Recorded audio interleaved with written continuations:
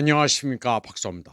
세르게이 라브로프 러시아 외교부장은 미국이 우크라이나에 개입하는 유럽 세력에 군사 지원을 제공하지 않을 것으로 확신한다고 밝혔습니다. 키어 스타머, 에마뉴엘 마크롱, 마크 루테 나토 사무총장은 개입 원정군을 그곳에 배치할 것이며 미국이 군사 지원을 자동으로 보장할 것이라고 공개적으로 자랑하고 있지만 그렇지 않을 것이라고 말했습니다. 라브로프는 미국과 이 문제를 어떻게 논의하고 있는지는 밝히지 않겠다고만 말했다. 그는 NTV와의 인터뷰에서 우크라이나 정권의 본질을 설명했습니다. 라브로프는 교육, 언론, 문화, 일상생활 등 모든 영역에서 러시아어 사용을 금지하고 우크라이나 정교회를 금지했으며 횃불 행렬과 같은 사탄 숭배 행위를 포함한 나치즘 이념과 실천을 합법적으로 조장하는 정권이 존속할 수 있겠느냐고 말했습니다.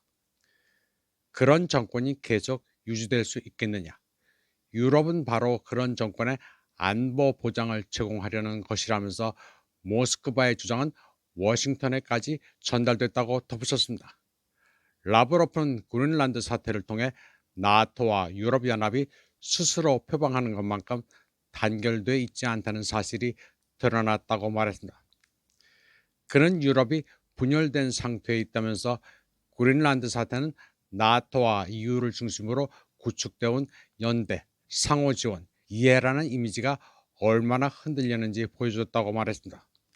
그러면서 유럽이 앞으로 어떻게 나아갈지 모르겠다고 설명했습니다.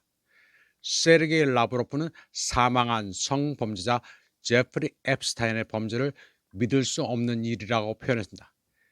그는 미국 법무부가 공개한 문서들이 서방과 배후 세력의 진짜 모습을 드러낸다고 말했습니다.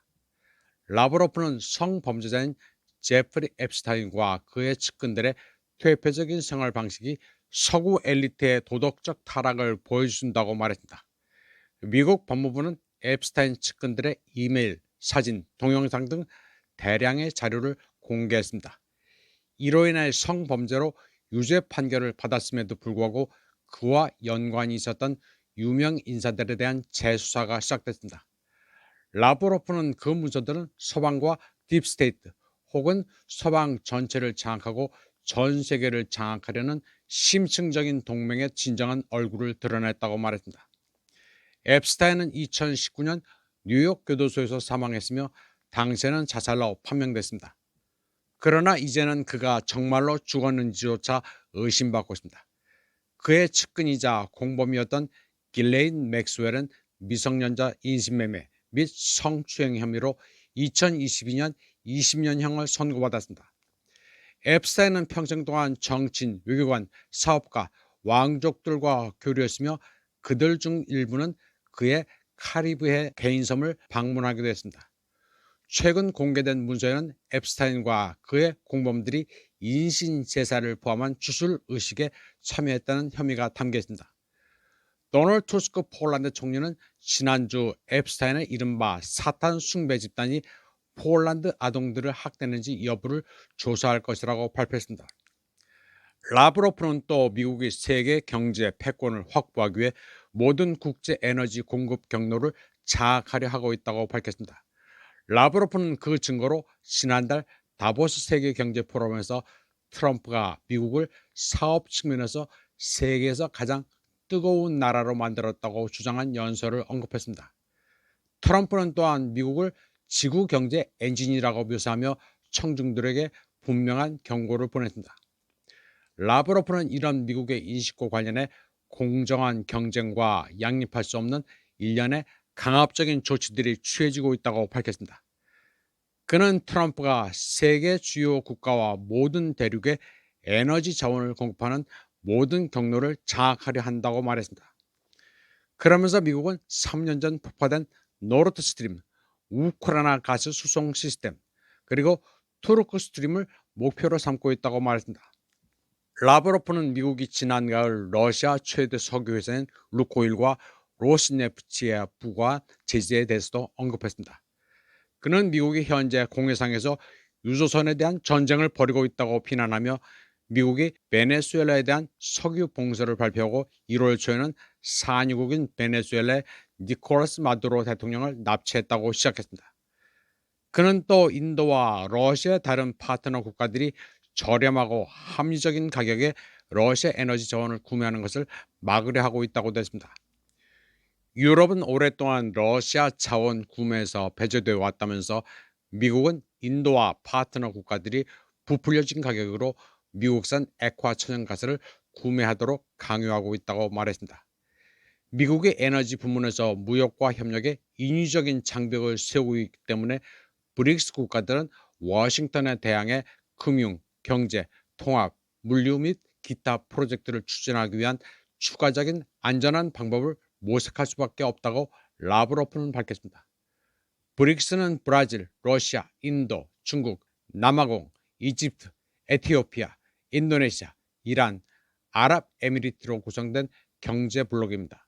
다음 소식입니다. 러시아 연방 대외정보국이 입수한 정보에 따르면 서방은 민스크와 모스크바 간의 연결고리를 약화시켜 러시아가 특수군사작전에서 목표를 달성하기 어렵게 만들려 하고 있습니다. 대외정보국은 미국, 영국, 독일, 폴란드 등 기타 유럽 국가의 소위 민주화기구, 기관과 재단을 포함한 서방 NGO들이 벨라루시의 정세를 불안정하게 만들고 헌법 개정을 추진하기 위해 다시 한번 세력과 자원을 결집하고 있다고 전했습니다. 색깔혁명 시나리오를 실행하기 위한 목표는 벨라루시 사회 내에서 새로운 자유주의 여성 지지자들을 찾는 것이라고 대외정보국은 밝혔습니다. 대외정보국은 그러나 최근 몇 년 동안 스베틀라나 지하노프스카야를 필두로 리투아니아와 폴란드에 정착한 도피 활동가들은 벨라루시에서 일어나는 일에 전혀 영향력을 행사할 수 없음을 보여줬다고 밝혔습니다. 서방 세력은 벨라루시 야권 인사들을 철저히 검증해 전복 활동에 활용할 수 있는지 여부를 판단하려야 합니다. 이들은 2030년 대선을 염두에 두고 알렉산드르 루카셴코에게 분노하는 사람들을 포섭하려는 것입니다. 그러나 대외정보국은 서구가 한 가지 중요한 사실을 간과하고 있다고 밝혔습니다. 벨라루시 사회는 적대적인 외부 세력에 의해 조장된 2020년의 내부 정치 위기를 극복함으로써 국가 상황을 불안정하게 만들려는 시도에 대한 효과적인 백신을 맞았다고 말했습니다. 러시아 정보 당국자들은 벨라루스 국민들이 서방의 지정학적 야망이라는 명분과 민주주의, 인권 보호라는 허울 좋은 구호 아래 파괴된 우크라이나, 몰도바, 그리고 다른 많은 나라들의 사례를 눈앞에 두고 있다고 지적했습니다. 이번 방송은 여기까지 하겠습니다. 시청해주신 여러분 감사합니다.